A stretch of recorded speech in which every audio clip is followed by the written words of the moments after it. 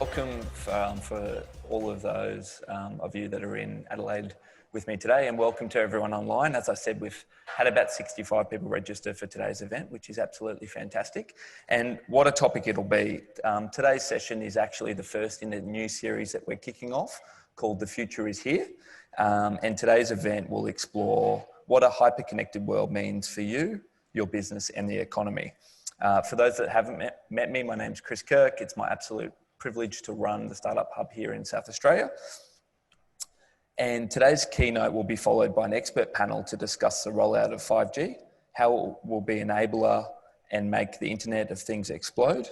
And we'll also explore a really interesting conversation a little bit later about the impact of 5G and a hyper-connected world on future cities, as well as some of the smart city projects that are actually happening here in South Australia as well. Before we kick off, some quick housekeeping. For everyone that's here online, we want to, face-to-face, we want to keep this as interactive as possible. So we'll just pass around a microphone. Love you to ask some questions. And for everyone that's online, and we've had about 80 people join us now, which is fantastic. Fantastic to have you all. You'll be well used to the Zoom format by now.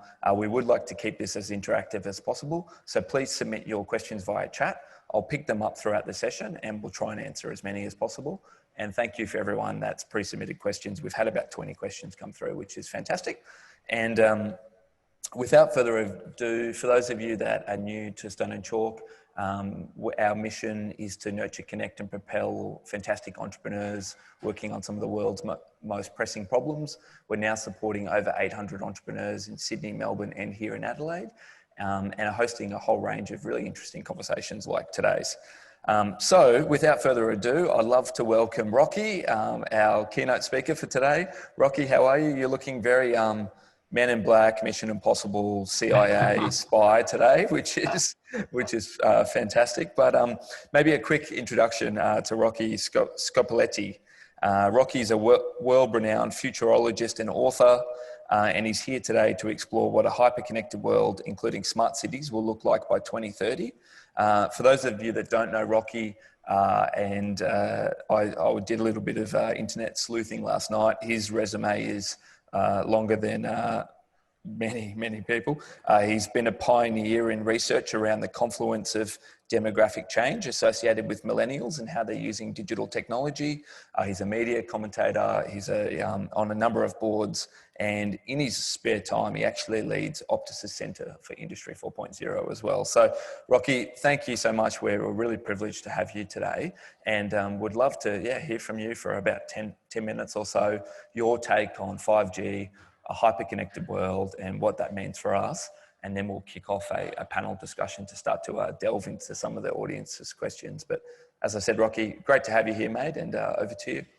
Thanks, Chris. And look, it's a real pleasure to spend this time with you all. And what I'm going to share with you is some really cracking insights. I hope that will then feed into the discussion that we've got with our amazing panelists. So what I'm going to share with you to begin with is looking at Australia 2030, and I would characterise this as the programmatic decade. And so I'm going to take you for a whirlwind trip through the coming decade, and it's going to centre on some of the 37 predictions I've made about the decade ahead. And these predictions were developed through the groundbreaking research I conducted this year with approximately 700 Australian executives, 170 to which were CEOs, board of directors, chairpeople and the like. And the full insights of that study are now published in a book called Australia 2030, Where the Bloody Hell Are We? Cracking question, I think. And it's a question we're all got on our minds, right? So let's begin by just looking at what technologies Australian executives believe are going to have the greatest impact on disruption over the coming 3 years. And we can clearly see one common characteristic in really all of the top 6 technologies there, and that is that they're all fueled by data. And so it's really important, I think, for us to take stock of that, because as we think about the fourth industrial revolution, I think what's clearly coming through in the research is that, as far as Australian executives are concerned, is that our participation won't be at the expense of cyber and information security, which was ranked #1 by about 84% of executives. And so the key point here, I think, is we really need to begin our thinking by being cyber by design. Now, Ray Kurzweil, my favourite futurologist, probably known to many of you. For those who don't know who he is, he's got a wealth of wonderful, wonderful research, and he's probably our modern day Einstein, particularly when it comes to things such as technological change.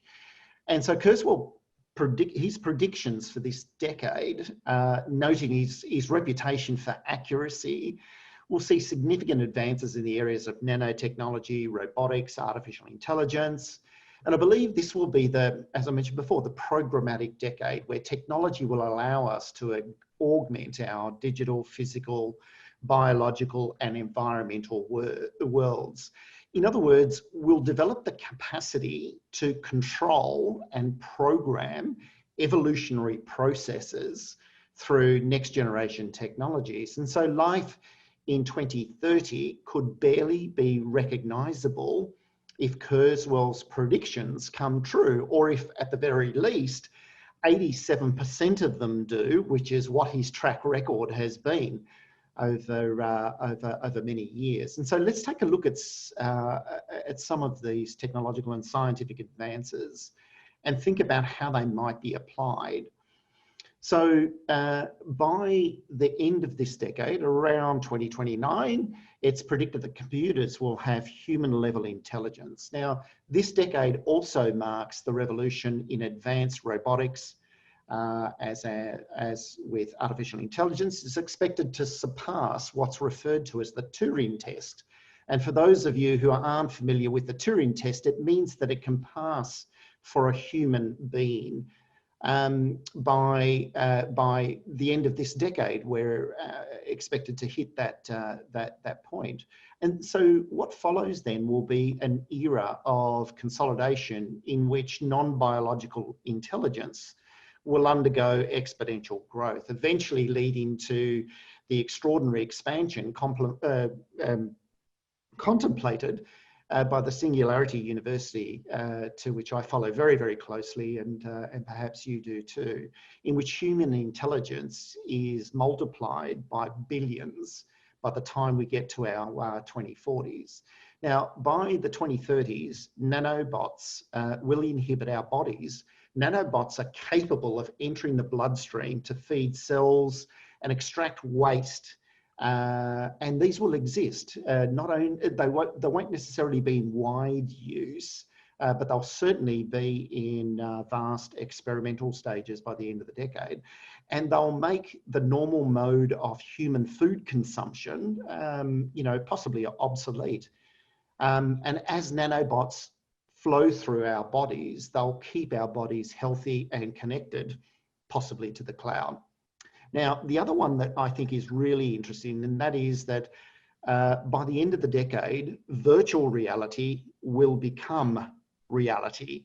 And by the latter part of this decade, virtual reality will be so high in quality that it's going to be indistinguishable from real reality, and advancements in sensory and projection technologies will enable us to upload our mind, our consciousness, by the end of the decade, and enter a 3D world where we'll see touch, smell, feel, and hearing authentically in a very, very highly immersive way. By the end of the decade, people will interact with machines in a highly sensory way, like they do now with other human beings. Keyboards will disappear, and verbal communication will be fluid. Computers will have amazing computing capacity, and their software will be able to understand natural language just like human beings. Personal virtual assistants will be widely used. Now, wearable technology will become wireless everywhere. Computers will also be part of our clothing, our homes, and many other spaces and places. As we go into this hyper-connected world, we'll finally be able to say goodbye to cable connections, which in turn will lead to improvements in technologies such as virtual and augmented reality. Transportation will be operated by non-human intelligent systems. Autonomous vehicles will include those that use roads, rail or air networks and systems that will have the capacity to integrate, orchestrate and cooperate with one another in a highly meshed way. Now, nanotech based 3D manufacturing will become widespread in use by the end of the decade. We'll see 3D printing clothes, buildings, and many physical things we have today, such as masks that were 3D printed to address the worldwide shortage during the COVID-19 pandemic, which exploded at the start of the year. This will radically alter the economy, as all sorts of products will be produced for a fraction of their traditional manufacturing costs and disaggregated from the requirement of labour-based processes. And so the true cost of any product is now the time it takes to download the design and the schematics and the materials used. Now, we're also, by the end of the decade, see a lot more vertical farming and revolutions in that area as populations rise and our agricultural land shrinks. New ways to produce food will become critical, and vertical farming really involves growing produce in a nutrient-rich environments and hydroponic plants for fruits and vegetables. Now, the World Economic Forum has helped us put all of that into some sort of timetable to help give us an appreciation of when we can anticipate a lot of these developments are going to take shape. So many of those programmatic and scientific developments, importantly, are inextricably linked. And so we need to think about our roadmaps in that area. And a lot of what we're going to talk about with our panel is the dependency on 5G, for example, with a lot of these emerging new areas. And so hyperconnectivity for the Internet of Things, 3D printing, robotics, virtual reality, connected homes are all inextricably linked to the deployment of 5G networks. Now, what I'm going to spend a couple of moments taking you through is the research that I conducted at the start of the year across that looked at a whole range of areas, such as the speed of technological change, what people believed were going to be the most significant technological developments over the coming period, were they positive and negative about these, and what parts of their lives they believed these technological and scientific developments would impact the most. Now, again, there's 37 predictions. I don't intend on taking you through each of those, but I'll just give you a flavour, perhaps, of one or two of them as we go through. So our digital world becomes immersive, decentralised and distributed through increasing our computing capacity, automation, connectivity, speeds through technologies such as quantum computing, blockchain, Internet of Things, and mobile networks. Now, in that perspective, the tipping point I've outlined in the book is when data becomes hyper critical. So data has indeed evolved exponentially, doubling roughly every 12 months. And according to forecasts, by 2025, the global data sphere, defined as the sum of all data created, captured, and replicated on our planet in any given year, is set to reach 163 zettabytes. That is 10 times the 16 zettabytes that was generated in 2016. And it describes key trends that we can expect will impact our world, such as 20% of all of that data generated will be critical to our daily lives, and 10% will be hypercritical. And so what does this really mean? Well, it means that our dependency in terms of our healthcare, many aspects of our lives are going to be dependent upon that data and how it's applied. So cognitive systems like machine learning, natural language processing, artificial intelligence are going to become critical to convert all of that data into intelligence that automates, replicates human actions and judgment at high speed, mass scale, and better than human quality at lower cost. Now, when it comes to our physical world, this is going to become interconnected and then intelligent. So when it becomes intelligent, it's going to become very interactive, such as our cities becoming smarter, vehicles becoming autonomous and independently coordinated. Factories will become automated, robotics throughout a whole range of different technologies will be applied and augmented with things like artificial intelligence, 3D printing, additive manufacturing, augmented reality, all of these things. And so the tipping point here is really when global connectivity will be available to connect everyone and everything everywhere at ultra low cost and up to gigabyte speeds. And so the journey to cheap, ubiquitous, globally pervasive, high-speed data connectivity has been an evolution in progress for more than a century, initially through the mass deployment of telegraph, then through telephone networks, and then the explosion of widespread use of data networks, and eventually gave birth to the internet. Now, more recently, through the developments around analog, mobile, 2G, 3G, 4G, and as well as satellite technologies as well. And so there's many signs that this decade will see all of that revisioned. We've already seen the initial commercial deployments of next generation 5G networks, which will deliver unheralded speeds. And the global deployment of 5G continues to accelerate. And so this connectivity revolution will enable our cities, our buildings, our homes, our workplaces to become much smarter, much more efficient, and much more personalized than they've ever been.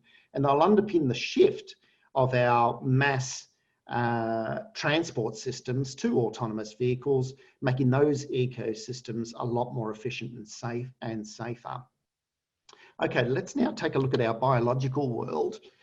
Now, this is where it becomes what I refer to as augmented as well as implantable.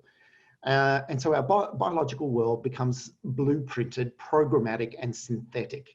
And this is achieved through leveraging increased computing power, data intelligence, through artificial intelligence, making highly targeted therapeutic treatments possible, improving our quality of life, next generation scientific inventions, you know, in a whole range of areas such as genetic sequencing, gene editing, and synthetic biology and emerging area of research will enable the design and construction of novel artificial biological pathways and organisms or devices, or the redesign of existing natural biological systems. And it opens up completely new ways to think about medicine, to think about agriculture, surgical procedures, improving our agricultural production systems and the like. And so the tipping point here is the rise of synthetic biology from our understanding of what genes do. And what's driving this shift is the move from merely reading genomes to actually writing them. And the Human Genome Project enabled us to map genes, which was one of the first required precursors to progressively learning, what specific genes actually do. So for example, if we know which gene actually causes cancer or a type of cancer, we can then deploy therapies for a particular mutation rather than merely classifying the tumor based on where it's actually located, you know, in our bodies. You know, we're going to be forced to confront some very fundamental questions around these areas in terms of, you know, where is the boundary between negative mutation and natural variation. So it's really, really important that we think about those choices and decisions now rather than later in this decade. And then lastly, I'll just touch on our environmental world, which I predict will become cleaner and most importantly extended into space. And through technologies that allow us to capture, store and transmit energy, and through geoengineering and space technologies are going to be the key enabler for this. And Australia is doing an amazing job in the investments and the collaboration that we've made with South Australia and the private sector in getting us embedded in that area. So, which of those four areas do you believe you're going to be experiencing in 2030? So, of all of the predictions studied in the Australia 2030 research, Australian professionals expect advancements in our biological world, 68% of them, to be the most likely that they're going to experience in 2030. Now, what's interesting is that that significantly increased for respondents who responded to the study during the months of the eye of the COVID storm, being March and April, where it skyrocketed to 86%. Now, demographically, more millennials believe that robots will become more intelligent than humans and augmented into their work and family lives, which was about 1 in 5 of them. Now, I was somewhat surprised because I thought recreational travel to outer space was going to be a pretty cool thing to experience this decade, and I'm sure that if Elon Musk and other entrepreneurs have their way, that might well emerge.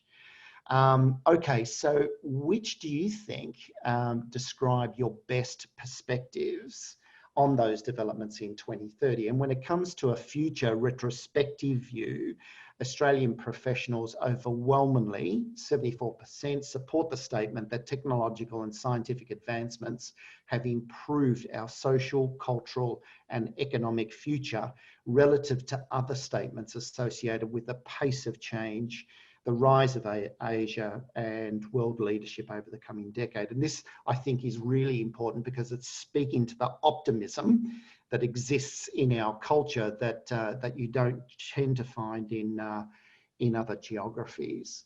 And so with that, I hope that that's got your imagination going and thinking. Everything that I've talked about and more is available in the books I've published over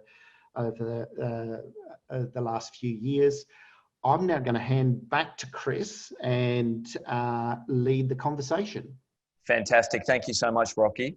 And we'll share details of your book after the session as well. Some really, really big themes covered there. I'm not sure how you felt. For some of those themes, very exciting: space travel, clean energy, the future of renewables, but also some quite confronting issues to start to front up against in terms of gene sequencing, and particularly some of the medical and privacy aspects. But certainly what struck me, and is a great segue to this panel, was just Rocky's comments about the pace of change and the extent to which the world will be hyperconnected.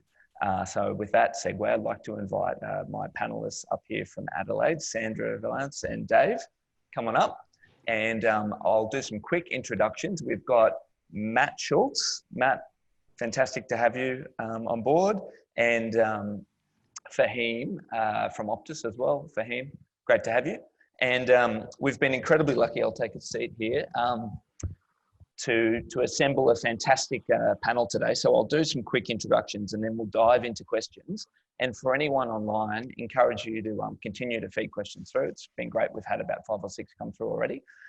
But before we kick off, some quick introductions following Rocky's theme of where the bloody hell are we? Let's start there. So Sandra, thanks for joining us. Sandra is the CEO of the South Australian Broadband Research and Education Network, which is a fibre optic network that's actually powering Lot 14, the premises that we're in, and connects many of the education and innovation districts across South Australia. And we'll talk in a little bit around, I guess, the Gig City initiatives and some of the things that SabreNet's been instrumental in delivering. Dave, great to have you here, mate. Dave is the Innovation Manager at the City of Adelaide, has been instrumental in delivering and working on a whole range of Adelaide City Council's smart city initiatives. Great to have you here. Fahim, thank you for joining us. So Fahim brings a wealth of technical expertise to the conversation, which is fantastic given the topic. And he's also the Senior Manager of 5G and Cloud Edge at Optus Business, where his work is instrumental to Optus Business's positioning in 5G and edge commuting. Great background as well, Fahim. We're very on brand. Thank you for joining us. Thank you. And actually, when you smile, do that again. You even smile with Optus logo on your teeth, so that's great too. Fantastic. And last but not least, Matt Schultz. So Matt, thank you for joining us. Matt is the president of the Australian Smart Communities Association, and he also sits on the G20 Global Smart Cities Digital Infrastructure Task Force. Matt, great to have you as well. So to kick things off, I think, we covered a whirlwind of themes in that presentation, and really, there's 2 buckets that we really like to dive into. The first is really around this concept of hyperconnectivity, what that means, what are some of the opportunities coming out of 5G as an enabling technology for that roadmap that we talked through, and then really moving into a bit of a smart city conversation and thinking about hyperconnectivity in the context of our lives and the way we live and privacy. But to kick things off, I think, it'd be great to actually start with a little bit of an update on where 5G is at in Australia. And, Matt and Fahim, maybe to pass to both of you, you've both been intimately involved in understanding and sort of managing, 5G's rollout and the impact that has as an enabling technology on our communities. It'd be great to understand, where are we actually at with 5G in Australia at the moment? Yeah, thanks, guys. We're at the very early stages of what 5G is actually about in terms of rollout. So we've got 3 carriers in Australia. We have Telstra, we have Optus, who we're joined with today, and we also have Vodafone, who recently merged with TPG Telecom. So they're the 3 carriers that actually roll out 5G infrastructure at the present within Australia. What they're focused on at the moment is what I would call sort of early stage 5G, which is basically the upgrade of 4G towers to 5G using low and mid-band spectrum. What's coming in the near future is the release of high band spectrum, which everyone in industry is calling millimetre wave. And that's when you're going to get some of the really, really big advances in terms of bandwidth and the ability for the telcos to carry really low latency connections, and also the ability to handle a massive amount of connections all at once. And that's going to be through the introduction of small cells, which are basically little boxes that'll be rolled out in street environments, probably basically for the first time in a wider sense. And that's going to carry those millimetre wave spectrum signals to really enhance and augment 5G in Australia. Now that's going to take the telcos probably the next 3 to 5, even up to 7 years to actually roll that full capability 5G out across all parts of Australia, focusing on your high density areas first, so your central business districts, your high traffic areas, shopping centres, stadiums, and then slowly but surely branching out into more suburban areas. Rural and remote areas will be probably at the back end of that, just like it sort of has been, I suppose, with 4G and 3G. So look, we're going to see some, really deep network rollout that's going to affect I suppose, street environments for the first time because there's a new, deeper architecture of the infrastructure. Thanks, Matt. And Fahim, from a carrier perspective, I mean, help us understand the technology. I mean, just how much faster is it for a consumer? What is the technology that's been deployed that, from a business perspective, you know, businesses in the room will start to actually experience? And yeah, what are the main technology differences between 4G and 5G? Thanks. So essentially, if you look at 4G and 5G, the advanced version of 4G is very close to the entry point of 5G. So for example, on 4G advanced, we always talk about the ability to have up to a gigabits per second. With 5G, the entry point is a gigabits per second. And thereon, when we look at the advanced 5G versions, such as millimetre wave connectivity, the speed can go up to 4 to 5 gigabits per second. Now, from a business perspective, I'm part of the Optus Business or Optus Enterprise team, and we routinely look at how 5G will disrupt different industries, and we look at it from a vertical industry lens. What 5G means to FSI is very different to what 5G means to the manufacturing sector. And that's the beauty of 5G, underpinned by those capability buckets, which is the higher speed, lower latency, and ultra reliability. Different combinations of these bring different solutions to life for different sectors. To give you an example, if you look at advanced manufacturing, 4G is great. It offers a gigabits per second, but it doesn't offer ultra reliability. And also 4G doesn't offer low latency. What this means is 4G was never fit for purpose in terms of running a manufacturing environment, in terms of exploring advanced manufacturing. It was good enough to perhaps run IoT for agricultures to connect the vehicles, but not good for advanced use cases.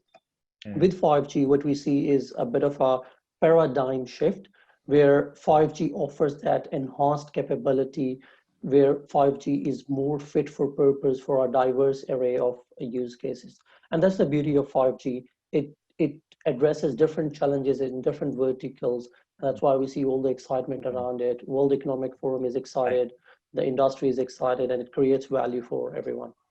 Thanks, Fahim. That's really useful. And I think it'll be interesting to come back to a few points, particularly around distributed computing and computing at the edge that came out in some of Rocky's presentation. Rocky, it'd be fantastic maybe to reflect on the roadmap piece of your presentation in the context of some of Fahim's insights or messaging. Really what struck me was just the extent of industry. You almost couldn't name any industry that is not going to be impacted by hyperconnectivity 5G. And as we've seen through many of the rollouts of this enabling and often quite disruptive technology, to use a buzzword that's been bandied around for many a year, some industries are impacted much more quickly than others. I'd love your sort of thoughts as to, if we take a more of a short-term view, let's call it the next 5 years, where are you seeing the biggest, potential disruption in the way that businesses or consumers, are impacted? And, for startups or entrepreneurs on the room, disruption breeds opportunity. So how should we be thinking differently in the paradigm of the world moving, quicker and faster than we've ever seen before? Yeah, thanks, Chris. So a couple of points around that. The first is that this is about the fourth industrial revolution. And what's different about the fourth industrial revolution is that we're seeing the augmentation of this whole range of technologies. And so as the World Economic Forum has been advocating for some time now, that the fourth industrial revolution is going to impact every nation, every industry, every organization, and every individual. And so when we then sort of step back from that and sort of see, well, how is this unfolding? Well, mobile operators around the world are investing 1.5 trillion in rolling out fifth generation networks. Now, if you just stop and think about that, 1.5 trillion over the next 3 years, that is an incredible level of capacity that's been coordinated and rolled out you know, in a very quick period of time. We've never seen that with any other technology before in our past. And so the, you know, underlying enabler, we can safely predict is going to be there within the next 3 years. Now, the thing that's probably concerning the most is that the speed with which devices and sensors are coming off production lines without any security requirement within them is truly disturbing.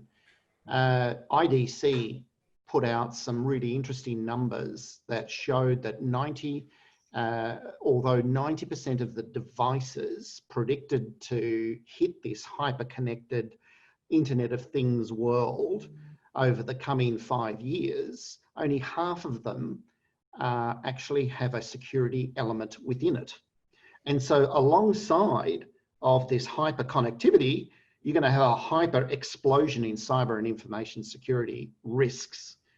And so, so we've just got to pull back a little. And again, I think what was wonderful to see in the research is that Australian executives feel that their participation is going to be cyber by design. And we've got to move away from thinking that cyber is just sort of something we've got to think about, you know, downstream in the, you know, in the product design and development stage. It's not going to be that way. So this is what I mean, Chris, about it's the amalgamation of a range of things that come together. Gee, look at the bold vision that China's laid down on artificial intelligence. They've said that now they're investing 320 billion in research and development on artificial intelligence, and they've said by 2030 we will lead the world on AI, and so I think it transcends the way we think about investments at an industry level. This is about the competitiveness of nations.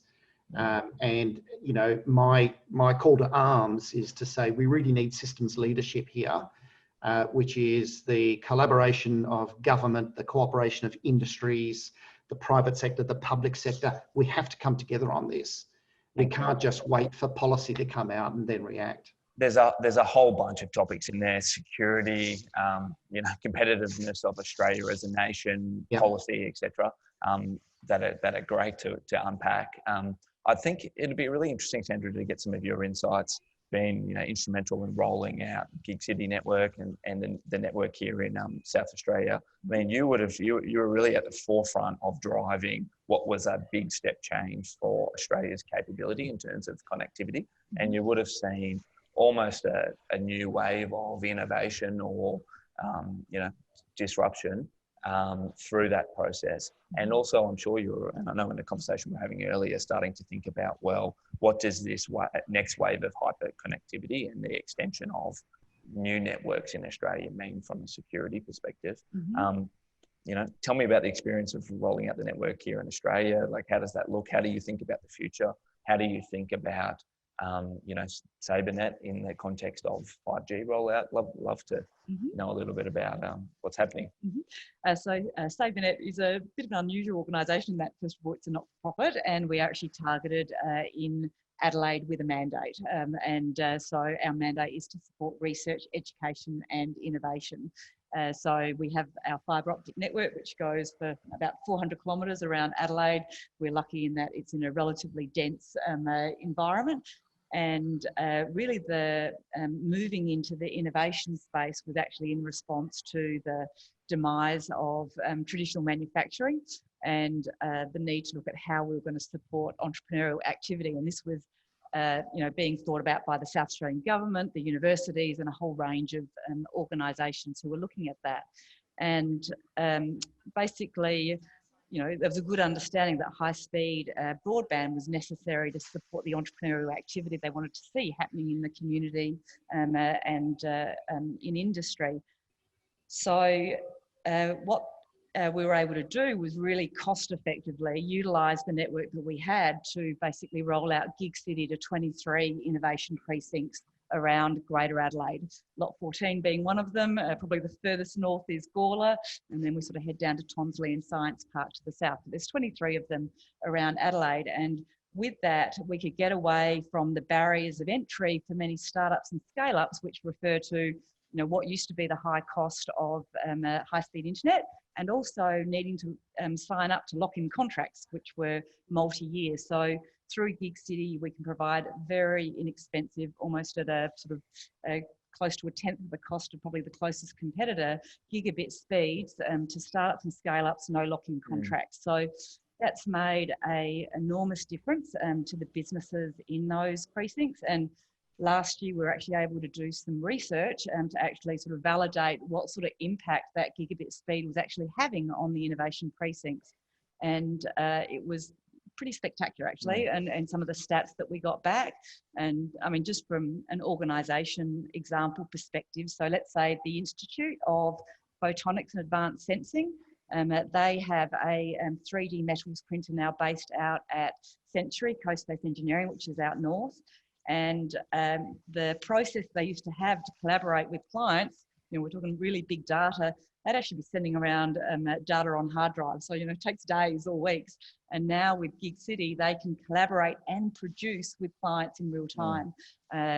We've been doing some case studies. There's a number of organisations that through particularly these COVID times, Floodlight, Media, Monkey Stack, and Purta, they are all great examples of, even in the initial lockdown when we went in March, they could continue operating at lightning speeds, staff at home, safe, sort of during that period. Yeah, and we've certainly been, or the community here has been, a tremendous benefactor of that hyperconnectiveness and really democratization of access to bandwidth, which is fantastic. I mean, to pose an interesting and potentially controversial question, I mean, what is next?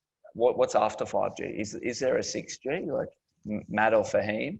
And how do you think about, maybe Sandra, in the context of 5G, 6G, the next 5 to 10 years, the role of wired versus wireless in the context of supporting businesses? Maybe we start with Matt or Fahim around the, you laid out the plans for 5G. I mean, there's been some researchers I've seen in Sydney talking about, what is next after 5G, but love your opinions. Yeah, so there is early work on what's being touted as 6G being done internationally, and there are some people in Australia who have been involved in that, probably still at the academic level, I suppose, is where it's sitting at the moment. But look, realistically, we're not going to see 6G actually rolled out till very late this decade. In my view, we've got such a large rollout and the various iterations of 5G that need to be, developed, embedded into equipment, and then rolled out by the carriers. It's going to take a long time during this decade for that to actually happen. But yeah, 6G is definitely being planned. What I read of it is that it's going to be even more dense in terms of connectivity. It's going to bring high speed even closer to you as a person. How that's going to be done will be interesting. But that's just some of the early, I suppose, work that's coming out. Okay, and Fahim, I mean, I'm not sure if you've got any comments on that, but would like to also touch on one of the themes that came through in the presentation around really computing at the edge. And I know you're, and Optus is leading quite a bit of work around edge computing, but for one, what is edge computing? And secondly, why does that matter, or what sort of opportunities does that create in Industry 4.0? So we're all familiar with the public cloud, which is often, there is one data center in a city that serves the needs of compute, storage, networking to everyone who connects into it. So with 5G and the modular architecture it has, a 5G network can also host that compute, storage, networking at different premises. So think about a city such as Adelaide. We can have, let's say, 20 different edge zones built within the 5G network to offer compute, storage, and networking to people who are connecting to those towers in those areas. So this distributed access to edge compute, it means latency would be low, quicker response time. Much of the AI can be run at the edge. a robot doesn't need to be very intelligent. It can be a dumb robot as long as it's connected through 5G, low latency, and is able to tap into brain power just a few milliseconds away from it. And that just changed the cost economics as Rocky mentioned earlier. It's the economic aspect that will push the adoption. Awesome. Thanks, Fahim.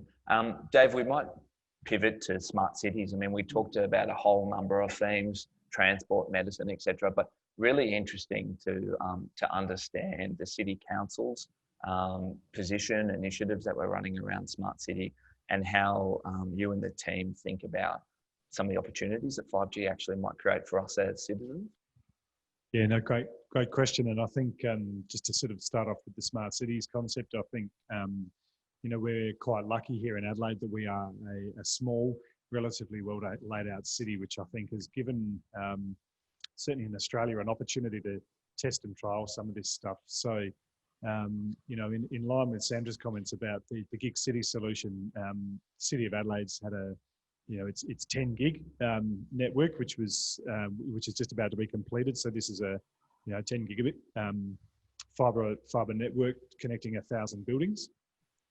And I guess I sort of applaud the, you know, the foresight of my predecessors, certainly, to think about, you know, what this would be enabling, you know, on a future horizon. So I think one of the key things here is we've got a really good predictor from Rocky around what 10 years looks like, but what about beyond that? And I think, you know, the imagination of these people to say, well, listen, we don't really know what the future looks like, but let's build the physical infrastructure to support whatever that may be, I think is a really interesting example of. Can you give us any examples of, you know, as citizens, as people walking around the city, like what are some of the smart city initiatives that are running, and how might they impact our lives? Yeah, so I think you know, for example, you know, sensor technology and things like, you know, we've got a climate change issue that every city has, and the ability to measure in real time things like heat and the effects that that's having on the way people move through a city, for example. So we know in you know, heat waves and extreme weather events that you know, people don't really want to come to a city. Now, as a capital city council, we're sort of encouraging people to come to the city, but we need to be able to mitigate climate change from a people movement point of view. So to understand how people are moving through the city is, you know, just an example of, you know, how that then enables you to be able to plan a city and to create, you know, to make that an attractive place for people to come. In terms of, I mean, smart cities, I think is all about, you know, the implementation of technology for citizens. So it is, I think, has had a too much of a tech focus in the past, and it's now sort of really heading back towards what does that enable for people. So, you know, we will have a nice successive measure of a smart city when you don't notice the technology, I think, and that's, you know, that's kind of where we're headed. You look at things like smart bins, and this is just a really, really good example. I don't think this is a technology that's been completely nailed yet. It's people know what they want to do with this type of tech, but you know, the ability to be able to record information in real time and to have you know, sensors that talk to each other around, you know, what's in a bin, how full is it, you know, to auto instigate the delivery and collection of waste in a city.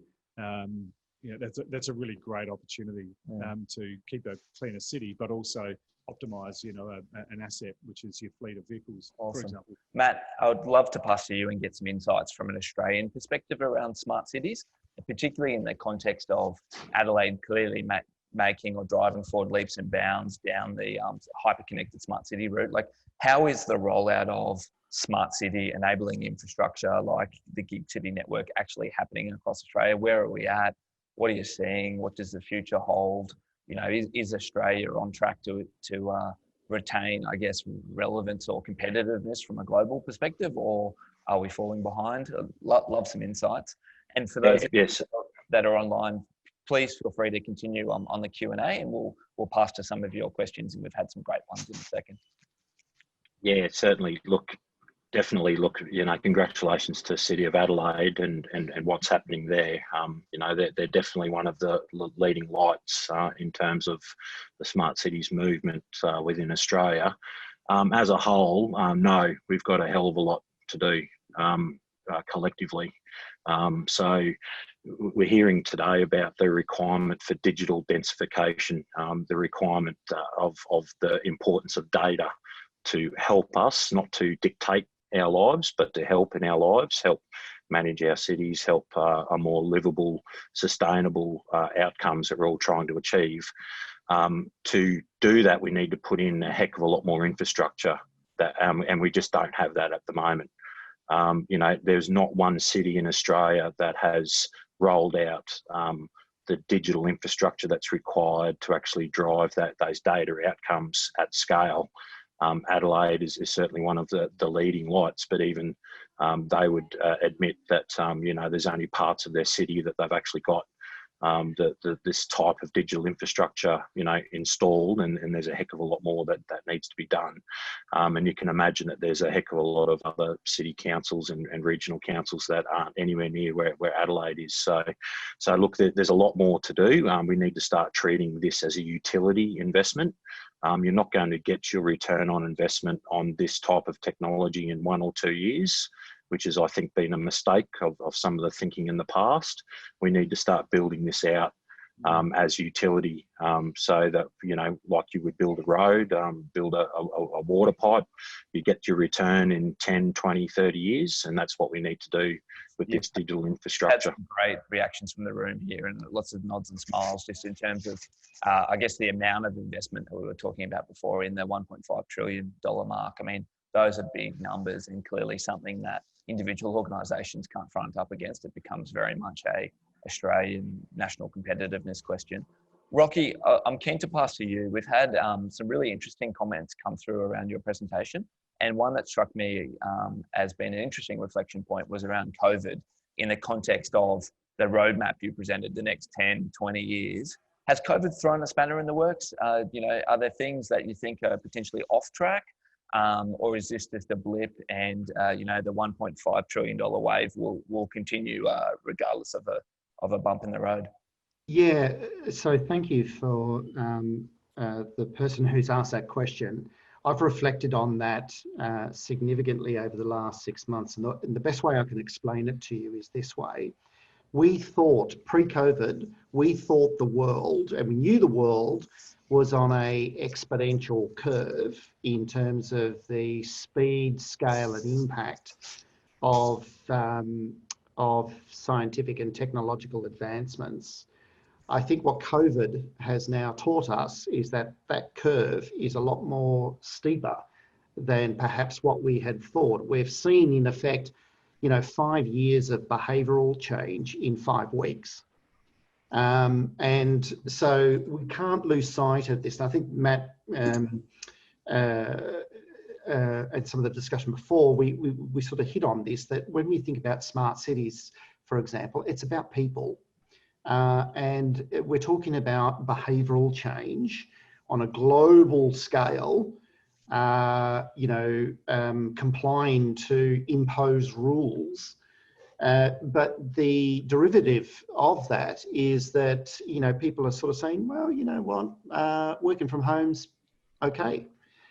You got enterprises saying, do you know what, do I really need those 15-storey building in a CBD that I'm paying $1 million a floor for, that's only got 60% occupancy at the moment anyway? Do I really need that to, you know, improve my work productivity? You know, we haven't seen, Australia has a productivity issue full stop compared to other OECD countries and the like, but we haven't seen that degradation or decline as a result of, you know, workers being distributed. So I would say, to respond to that question, the speed of change has only, and the scale of it has only increased significantly as a result of COVID, and hasn't slowed us down in any way. So a lot of the things that we've been talking about are going to come on much faster.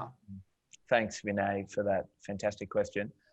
Sandra, to move back to you, I mean, you've seen a host of change over the last 6 months in terms of users on your network.